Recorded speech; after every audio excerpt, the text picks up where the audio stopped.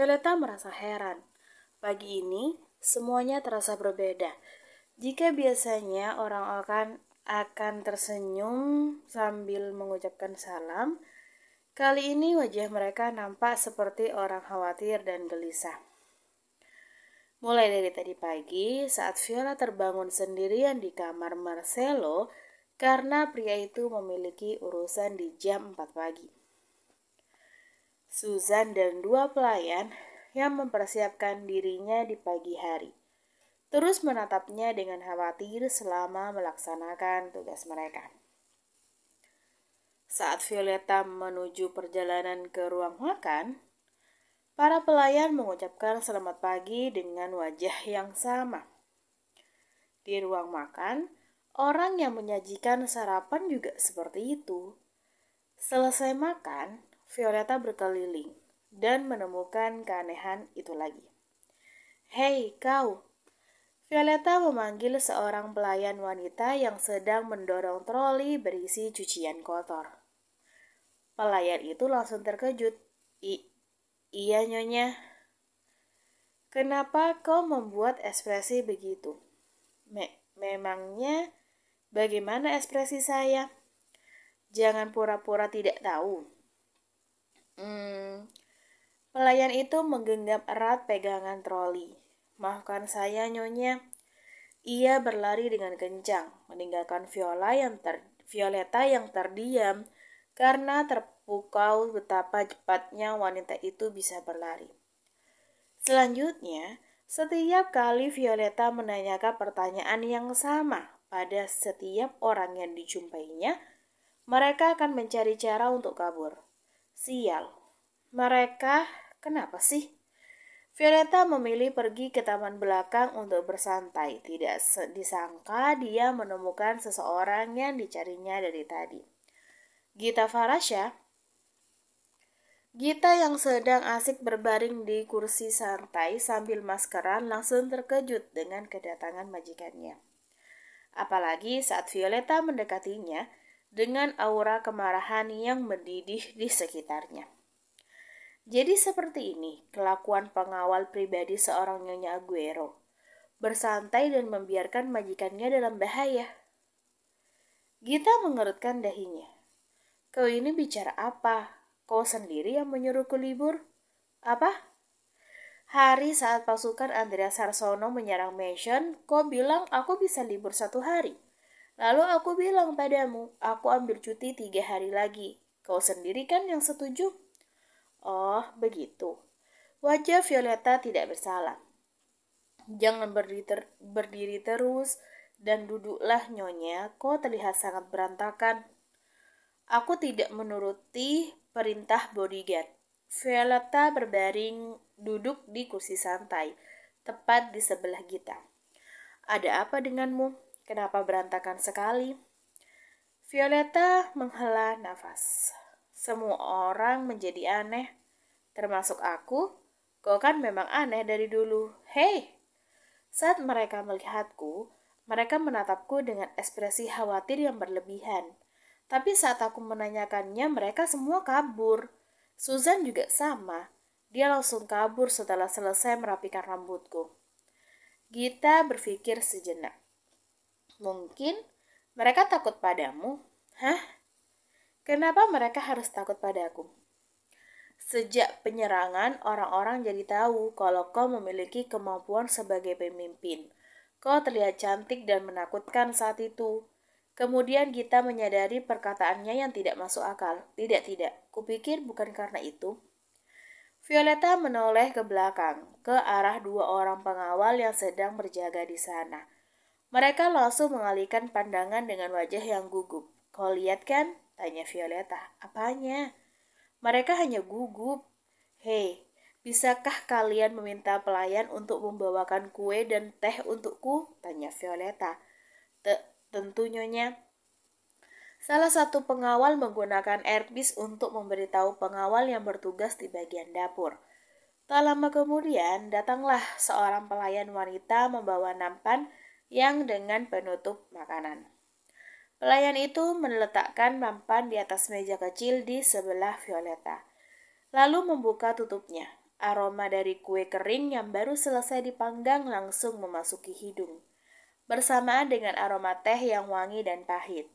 Sekali lagi, Violeta melihat wajah pelayan yang khawatir dan gelisah, tapi dia tidak bisa dan dia tapi ia tidak ingin menanyakannya lagi. Semakin banyak bertambah, semakin ia kesal karena semua orang tuh kabur. Gita berbisik, "Aku mengerti sekarang." "Nyonya." Pelayan membuka mulutnya. "Iya?" tanya Violeta. "Apa Anda baik-baik saja?" Violeta tidak paham. "Aku baik-baik saja." "Sungguh?" Wajah pelayan nampak senang, namun kegelisahannya belum hilang. "Syukurlah Nyonya tidak begitu memikirkan kedatangan wanita itu." "Apa?" Violeta langsung heran. "Siapa? Memangnya siapa yang akan datang?" Sadar telah melakukan kesalahan, pelayan wanita itu buru-buru meletakkan piring kue, cangkir, dan teh yang belum dituang. Ia mengambil nampan lalu buru-buru kabur. "Hei, jawab dulu!"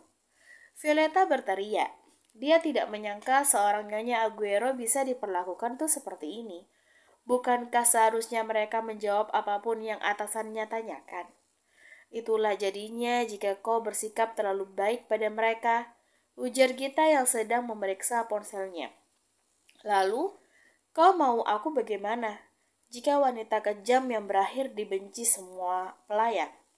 Gita tidak menjawab karena Violeta mengeluarkan kata-kata mutiara dari mulutnya. Gita ingat, dia belum memeriksa pesan dari grup yang isinya para pengawal dan dari mansion keluarga Aguero. Sebuah pesan penting dari kepala pelayan yang diterimanya pada pukul 2 pagi, namun baru ia baca sekarang. Kenapa dia mengirim pesan pukul 2 pagi sih?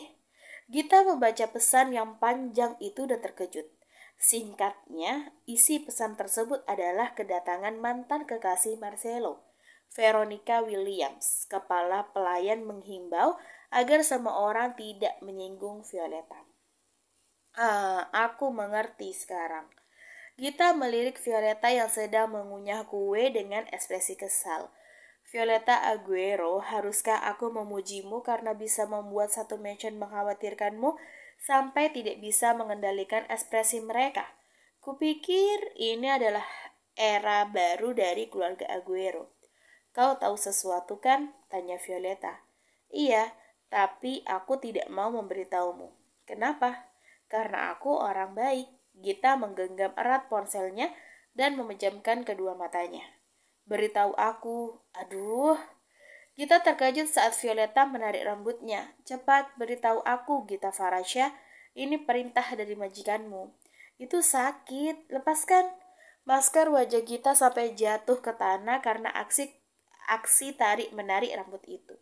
Para pengawal di sekitar yang menyaksikan pemandangan itu memilih pura-pura tidak melihat atau mendengar apapun. "Baik-baik, aku akan memberitahumu." Maka Violeta langsung melepaskan rambut Gita dan merapikan pakaiannya yang ditarik oleh Gita. "Oke, katakan." Gita memegangi kepalanya yang terasa berdenyut. "Dasar babon." Violeta menatap tajam. "Apa kau bilang?" "Kau cantik seperti bulan."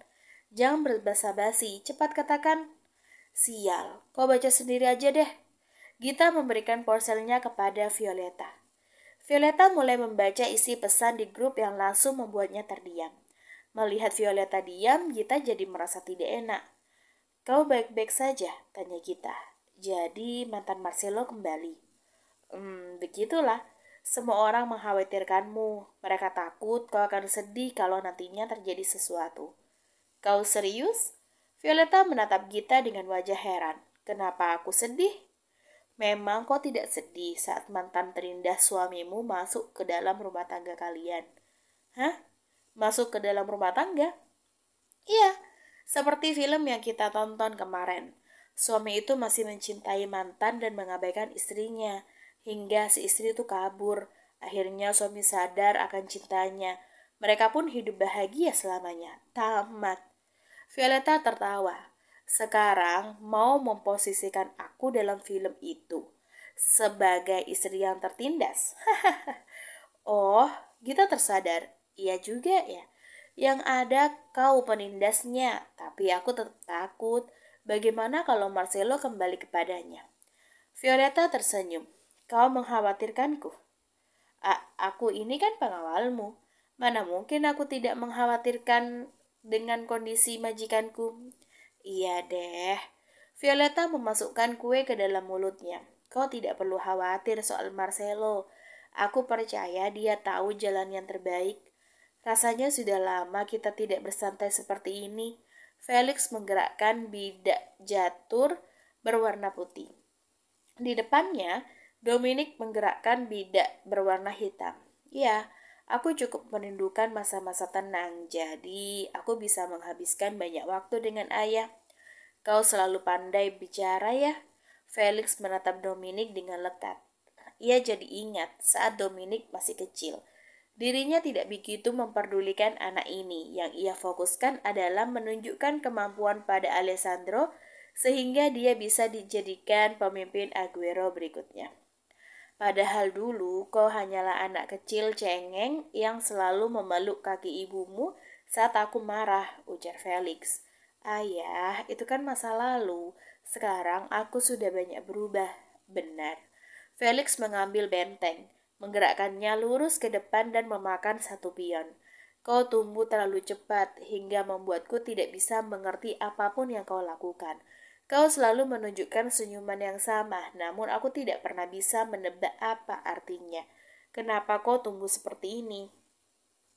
Felix menatap Dominic yang sedang berpikir untuk menggerakkan yang mana.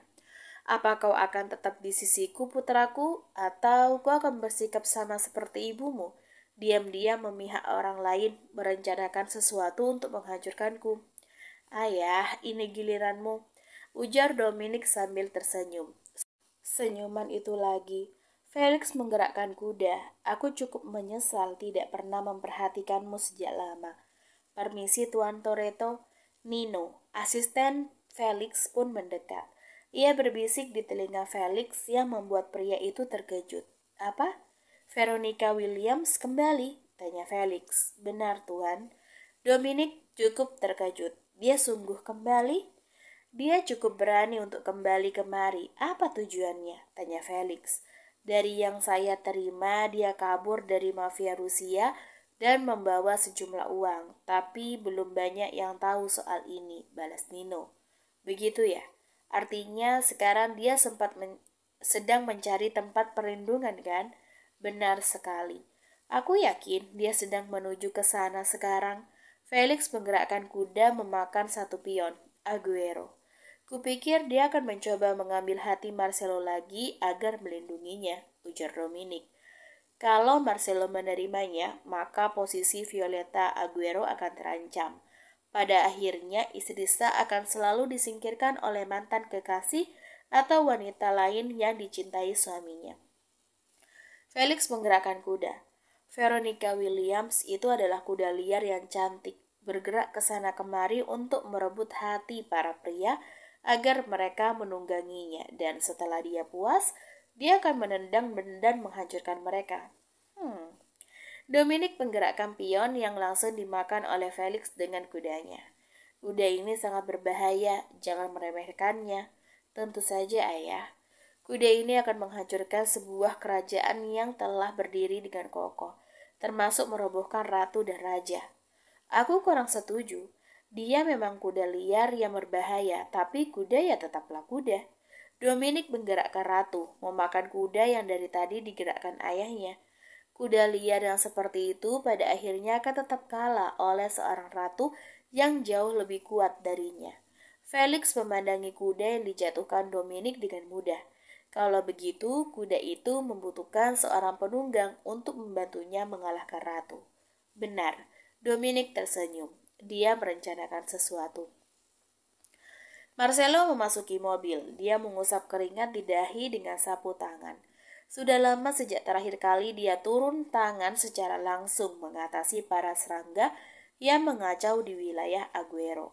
Kemejanya terkena cipratan darah dan sedikit organ dalam yang tadi melompat ke sana. Saya sudah menyiapkan pakaian ganti, ujar Matteo yang sedang mengemudi.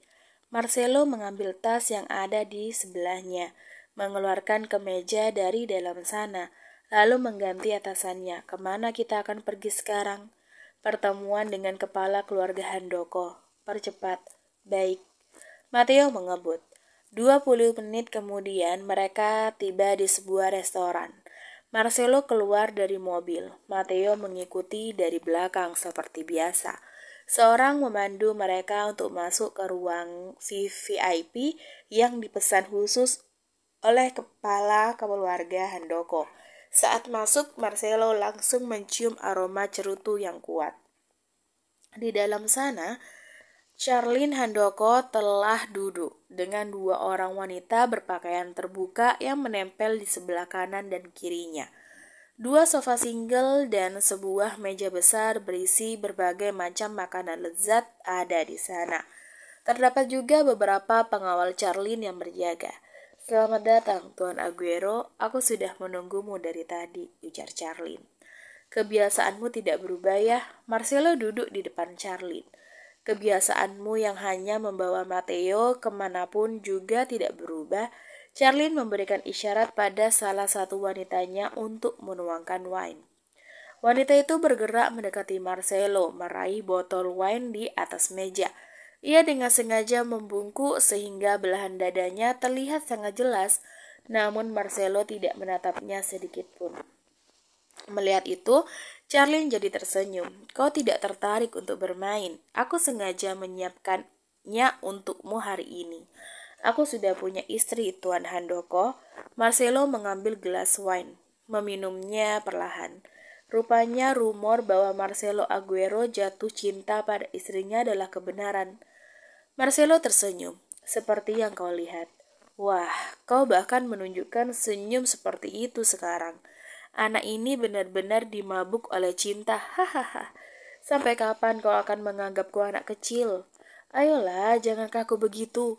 Dulu saat kau masih selututku, kau berlari ke arahku dan melompat seperti anak anjing kecil. Siapa sangka kau akan tumbuh secepat dan sebesar ini.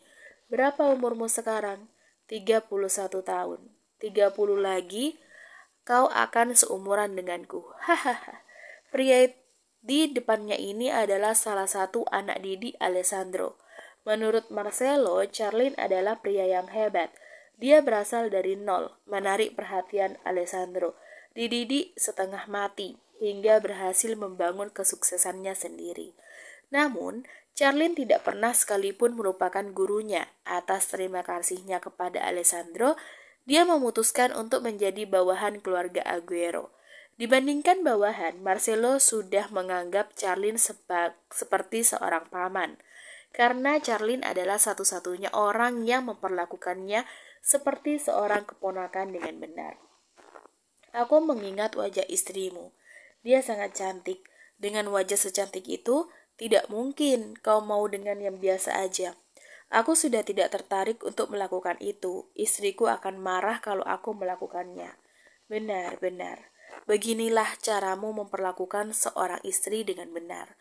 Jangan gunakan kekuasaan untuk berbuat kasar atau mengkhianatinya. Marcelo meletakkan gelas wine. Kau sendiri kapan akan menikah? Aku menikah di umur ini? Charlene tertawa kecil. Jika putriku mendengarnya, dia akan menertawakanku. Kupikir putrimu akan senang jika dia memiliki seseorang untuk dipanggil ibu. Dia sudah memiliki seseorang yang memanggilnya ibu. Jadi itu tidak diperlukan. Hah? Waktu berjalan sangatlah cepat. Padahal saat aku pertama kali membawanya, dia hanya gadis kecil di tong sampah. Kini dia sudah membawa seorang cucu untukku. Bagaimana rasanya menjadi seorang ayah? Charlene cukup terkejut dengan pertanyaan Marcelo. Itu adalah masa yang baik untukku. Terlalu baik sampai aku tidak bisa menjelaskannya. Daripada kau penasaran, bagaimana jika kau membuat penerus baru Aguero secepatnya? Marcelo hanya tersenyum kecut. Charlene yang tahu isi pikiran Marcelo langsung bicara. Marcelo Aguero, kau tidak mandul. Itu hanya keterlambatan biasa. Ada pasangan yang baru mendapatkan anak setelah 20 tahun menikah. Menunggu adalah hal yang wajar. Kau tahu kan, butuh kegagalan untuk mencapai keberhasilan. Kau sudah menjalaninya selama ini. Jangan menasehatiku. Marcelo mulai melahap potongan steak. Lain kali ajak istrimu untuk datang ke vilaku. Aku akan membawa putri, menantu, dan cucuku. Kita bisa mengakrabkan diri. Aku akan mengatur waktu. Hahaha, kau memang bisa diandalkan. Charlene memasukkan potongan apel ke dalam mulutnya. Ia memandang Marcelo yang terlihat menikmati steak. Wajahnya biasa aja, padahal aku minta bertemu agar bisa mengetahui keadaannya. Karena Veronica Williams kembali, atau dia memang tidak mau mengungkit itu. Ada yang ingin kau katakan? Tanya Marcelo. Iya, pertama, maaf kalau menyinggung. Charlene jadi merasa canggung karena ini sangatlah sensitif. Apa kau tahu Veronica Williams sudah kembali? Tentu. Kau baik-baik saja? Sangat. Tidak. Marcelo meletakkan garpu. Sejujurnya aku rindu istriku. Charlie langsung tersenyum. Wah, anak ini. Kau benar-benar jatuh cinta rupanya. Hahaha. Nyonya, Anda sungguh baik-baik saja. Mau saya bawakan kue coklat? Bagaimana dengan pijatan di kaki? Apa Anda mau gaun baru? Perhiasan baru? Haruskah kita ganti tema mansion? Violeta, Nyonya Aguero tidak menjawab saat para pelayan wanita yang mengerumuninya menanyakan semua pertanyaan itu. Violeta hanya mengabulkan kekhawatiran para pelayan. Ia berpura-pura sedih karena mantan Marcelo itu datang. Enak juga ya, aku seperti anak kecil yang sedang dibujuk. Violeta berusaha menahan senyumannya. Para pelayan lain yang baru datang membawakan Violeta sebuah kotak berisi puluhan gelang, kalung, dan cincin yang baru saja diborong dari toko perhiasan. Nyonya, lihatlah apa yang saya bawakan. Ini bagus sekali, pasti cocok untuk Anda. Mata Violeta berbinar saat melihat kumpulan benda berharga itu. Tapi dia harus menahan diri. Tidak butuh untuk kalian saja. Nyonya, pelayan itu berwajah sedih. Nyonya, saya bawakan kue. Seorang membawa nampan berisi potongan kue manis yang menggugah selera. Makan aja, aku tidak nafsu. Balas Violeta yang telah memakan 3 potong kue basah, 16 buah kue kering, 6 kue tar mini, dan beberapa potong coklat. Violeta merasa puas saat melihat wajah tersakiti para pelayan. Siapa suruh menghindariku duluan? Ada apa ini? Itu adalah Marcelo yang baru pulang. Para pelayan lalu langsung memberi salam kepada Marcelo, namun tidak mengubah ekspresi wajah mereka. Apa yang terjadi di sini? Marcelo bingung, karena kamarnya dipenuhi dengan barang-barang seperti boneka beruang besar, ratusan jepit rambut, buku-buku, gaun, perhiasan, dan makanan. Lalu di antara semua itu, Violeta yang sedang duduk di sofa masih berakting bete. Semuanya keluar, ujar Marcelo yang langsung dituruti oleh semuanya orang. Marcelo melepaskan jasnya untuk mendekati Violeta. Apa terjadi sesuatu? Violeta langsung tersenyum. Aku hanya mengerjai mereka. Lalu kenapa harus pakai kamarku? Kamarmu kan lebih luas. Marcelo mengangkat Violeta, membawa istrinya ke atas ranjang. Marcelo mendudukkan Violeta di sana, lalu meletakkan kepalanya di pangkuan Violeta sambil berbaring. Tentunya kedua kakinya harus ditekuk karena tidak muat dengan ranjang. Sejak kapan kau jadi akrab dengan semua orang? Tanya Marcelo. Entahlah, aku tidak ingat. Kupikir karena aku bersikap baik dan sering memberi mereka hadiah, mereka semua jadi bersikap baik. Memang kenapa?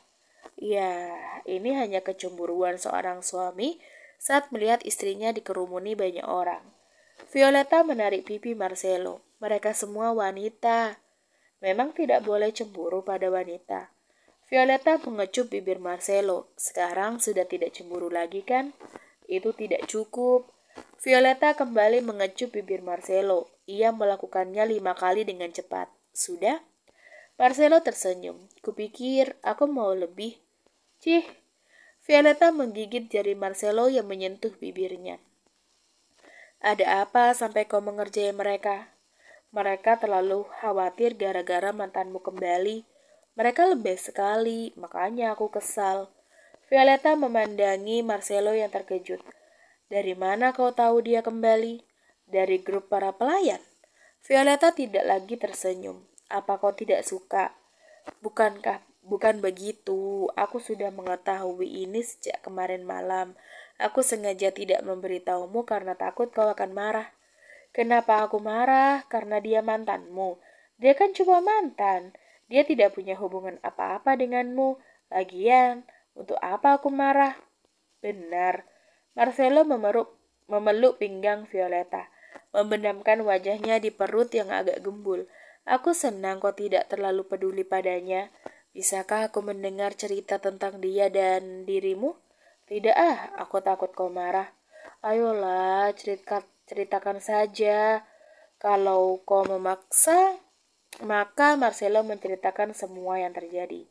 Bagaimana dan Veronica pertama kali bertemu di pesta ulang tahun Charlene Handoko. Bagaimana dia mencintai Veronica, bagaimana ia dikhianati, bagaimana dirinya menjadi bodoh. Violeta yang mendengarnya menunjukkan ekspresi kesal, namun dia tidak berkomentar sedikit pun. Itu membuat Marcelo sedikit bingung. Violeta biasanya akan berkomentar setiap satu kalimat, tapi kali ini istrinya hanya diam dan mendengarkannya dengan baik. Aku bodoh ya, tanya Marcelo. Itu adalah hal yang wajar terjadi saat kau terlalu mencintai seseorang. Kau akan jadi bodoh dan melakukan semua hal untuknya. Jika aku di posisimu, kupikir aku akan melakukan hal yang sama. Butuh waktu bagi seseorang untuk melupakan cinta, apalagi sudah menghabiskan banyak waktu bersama dan berbagi segalanya. Kau tidak marah padaku? Sudah ku bilang, aku mengerti untuk apa aku marah. Marcelo menyentuh pipi Violeta. Ekspresimu, kau sangat marah. Aku marah pada mantanmu, bukan kau. Bagaimana bisa dia meninggalkan kemewahan dan seorang laki-laki baik sepertimu? Dasar wanita bodoh. Banyak orang memintaku untuk balas dendam kepadanya, tapi aku tidak yakin bisa melakukannya. Aku tidak mau berurusan lagi dengannya dalam segala hal, termasuk balas dendam. Violeta terdiam sebentar. Lalu, apa kau mau aku melakukannya? Kau akan melakukannya? Ya, kalau kau mau, aku akan membalaskan dendammu padanya. Kau tidak perlu ikut campur, cukup beri kekuasaan kecil untukku. Violeta, kau salah paham. Marcelo bangkit duduk di hadapan Violeta. Sejak kau ada di sini, kekuasaan itu telah menjadi milikmu. Kau tidak perlu lagi meminta izin untuk menggunakannya. Kalau begitu, aku akan menggunakan kesempatan ini dengan baik. Tok tok tok, Tuan, ini saya, itu Matteo. Marcelo turun dari ranjang membuka pintu. Ada apa? Ada undangan yang dikirim keluarga Albert.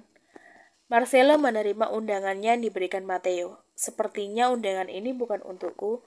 Apa ada pesta? Violeta mengintip dari balik punggung Marcelo. Ya, ini untukmu. Violeta menerima undangan itu dan membukanya. Pesta teh. Ini adalah pesta untuk wanita, jadi hanya kau yang datang. Tapi jika kau malas, kau bisa menolak, ujar Marcelo. Tidak, aku akan datang. Aku agak bosan diam terus. Siapa tahu nantinya aku menemukan sesuatu yang seru di sana. Balas Violeta. Marcelo menatap Matteo. Dengarkan, saya akan menyampaikan ini pada keluarga Albert. Matteo memberi salam lalu pergi. Violeta menggenggam gelas anggur sambil bersandar di dinding dengan bosan. Alasan Veronica datang ke pesta ulang tahun ini adalah untuk mengetahui apakah rumor bahwa dirinya kabur dari mafia Rusia tersebar atau tidak. Untungnya tidak ada satu orang pun yang menyebut soal mafia Rusia. Malah banyak orang yang memujinya karena dia berani kembali ke New York setelah apa yang dia lakukan pada Aguero. Bagi orang-orang yang membenci Aguero, seseorang seperti Veronica adalah idola dan pedoman mereka. Makanya Veronica tidak begitu sesak di pesta ini. Tapi tetap saja, Veronica merasa kesal karena semua orang membicarakan tentang Violeta Aguero. Memang apa bagusnya wanita itu? Dia hanya pelakor. Nyonya Aguero yang asli itu kan aku. Saat Veronica fokus mendengarkan gosip tentang Violeta, matanya bertemu dengan seseorang. Ia langsung terkejut. Dominic Toretto? Veronica memalingkan wajahnya. Sialan, kenapa aku harus bertemu dengannya di sini? Dari informasi yang kudapat, dia tidak akan hadir kemari.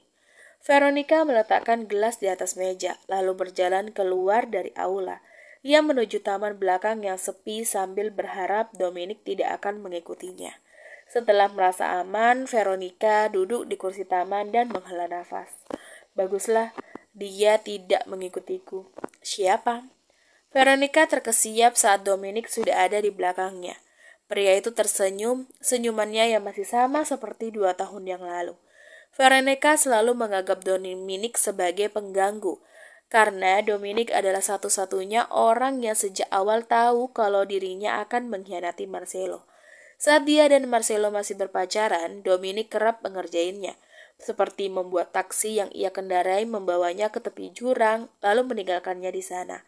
Meracuni makanannya sehingga ia mengalami diare, bahkan mempermalukannya di depan umum dengan kata-kata tajam yang menusuk. Meski begitu, Veronica tidak pernah memberitahu Marcelo tentang ini, karena dia takut Dominic akan menyebarkan semuanya kepada Marcelo. Apa yang kau inginkan? Tanya Veronica. Kenapa kau jutek sekali? Dominic duduk di sebelah Veronica. Aku hanya ingin menyapa kawan lama. Aku bukan temanmu. Kau cukup berani untuk seseorang yang sedang kabur dari salah satu keluarga besar di Rusia. Veronica terkejut. Kau mungkin sudah menghilangkan jejakmu dengan baik. Tapi aku yakin mereka tidak akan tinggal diam. Mereka bukan Aguero yang bodoh sehingga membiarkanmu pergi. Veronica bergetar. Diam. Kau sedang mencari perlindungan kan? Kau datang kemari agar bisa merebut kembali hati Marcelo. Kau sungguh berpikiran Marcelo akan menerimamu kembali.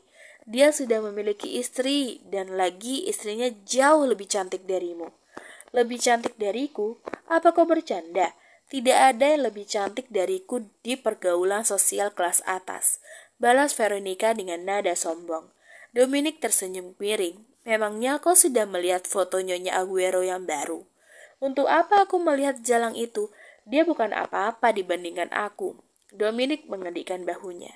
Ya terserah aja. Tapi kau harus mendengarkan perkataanku. Marcelo tidak akan pernah menerimamu lagi di sisinya, kecuali kau menyingkirkan ratu. Apa? Kau pernah dengar cerita tentang raja dan kuda? Tidak. Raja memiliki seorang ratu yang sangat ia cintai. Sayangnya, ratu meninggal karena kecelakaan saat menggunakan kereta kuda. Hanya ditemukan tubuh ratu yang dipenuhi luka mengerikan dan kereta yang hancur. Raja pergi ke hutan untuk menenangkan diri. Di sana, dia menemukan seekor kuda cantik yang menemaninya. Raja akhirnya membawa kuda itu ke istananya, lalu menjadikan kuda kesayangan untuk melupakan kesedihannya terhadap ratu. Tanpa raja tahu kalau kuda itu adalah kuda lain yang menarik kereta ratu saat terjadi kecelakaan. Kenapa kau menceritakan kisahnya itu kepadaku? Bayangkan, kau adalah kuda. Marcelo adalah raja, Violeta adalah ratu. Jika kau ingin mendapatkan Marcelo kembali, kau harus menyingkirkan ratu dan menemani raja selama masa dukanya. Dengan begitu, ia akan menerimamu kembali sebagai kesayangannya. Veronica membayangkan itu terjadi. Bagaimana Marcelo yang bersedih karena kematian istrinya, memeluk dirinya dengan erat. Setelah hubungan mereka membaik, Marcelo kembali jatuh cinta, lalu melamarnya untuk menjadi Nyonya Aguero yang baru. Tapi bagaimana dia akan menyingkirkan Violeta? Aku akan membantumu, ujar Dominic. Apa? Aku akan membantumu menyingkirkan Violeta Aguero. Veronica merasa aneh. Kenapa kau membantuku? Bukannya kau membenciku?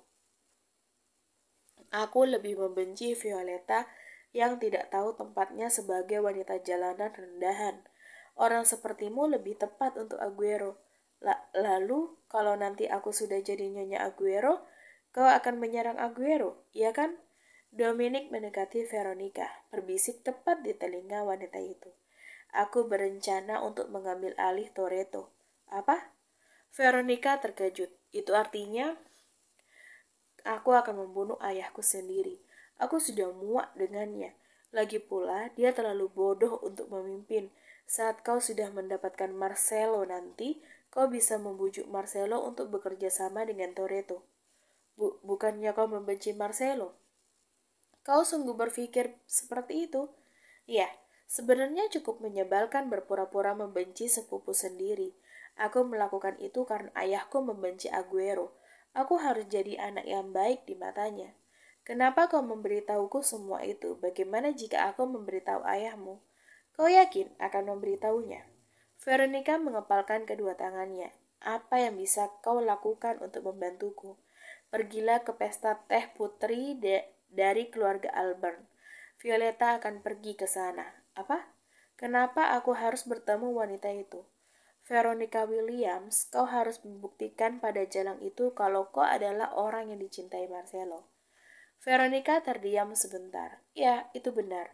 Jalang itu harus tahu tempatnya. Veronica menatap Dominic, tapi aku tidak memiliki undangan. Tenang aja, aku yang akan mengurus itu. Baiklah, senang bekerja sama denganmu, Dominic Toretto. Veronica menjabat tangan Dominic. Kau juga, Dominic tersenyum. Saatnya menunggangi kuda liar yang bodoh.